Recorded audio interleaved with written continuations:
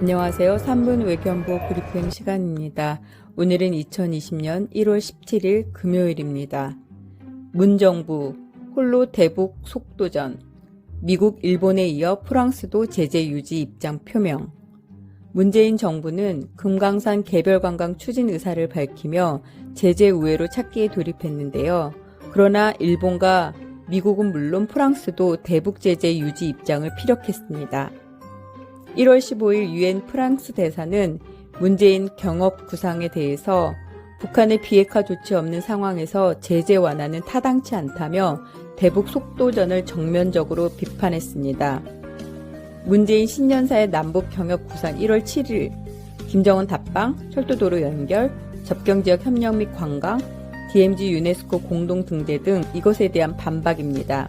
해리스 주한 미국 대사는 대북 개별 관광 제재 위반 시 세컨더리 보이콧 대상이 될 수도 있다며 오히려 피하려면 미국과 협의해야 한다고 경고했습니다. 하지만 더 큰 문제는 12월 말에 북한의 대남 통지문인데요. 2월 말까지 금강산 지구 내에 있는 남측 시설 모두 철거하라는 통보였습니다. 과연 문재인 정부의 의도는 무엇일까요? 미중 무역 전쟁은 18개월 만에 1단계 합의에 서명했습니다.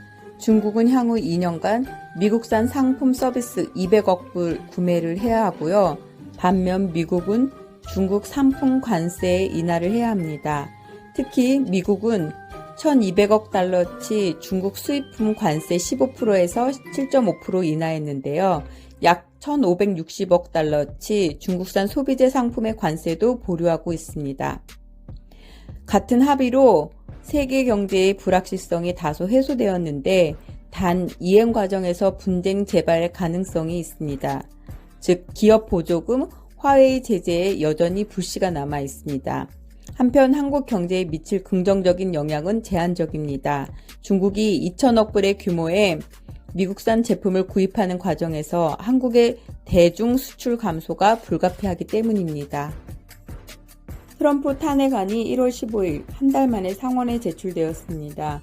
1월 21일 화요일 2라운드가 시작되어 2월 초에 결론이 날 전망입니다.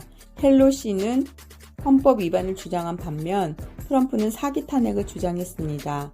12월 18일 수요일 미국 헌정사상 세 번째로 존슨 클린턴 대통령 다음 이어 트럼프 탄핵안이 하원을 통과했는데요. 직권남용죄로 230표 대 197표, 의회 방해죄로 229표 대 198표입니다. 하지만 상원 통과를 위해선 3분의 2의 찬성이 필요한데요.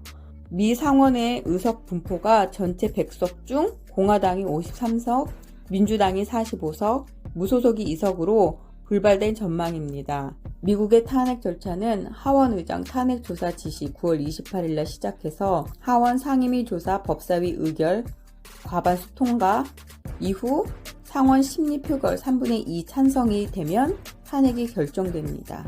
이것으로 3분 외교안보 브리핑을 마치겠습니다. 감사합니다.